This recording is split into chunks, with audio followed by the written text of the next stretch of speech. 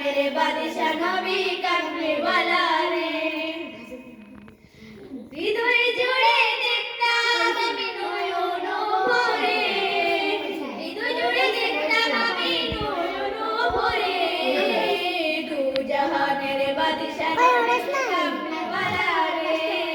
দু জাহানের বাদশা নবী কামলিওয়ালা রে শাহাদাতের বিচারকে দেখা দিও রে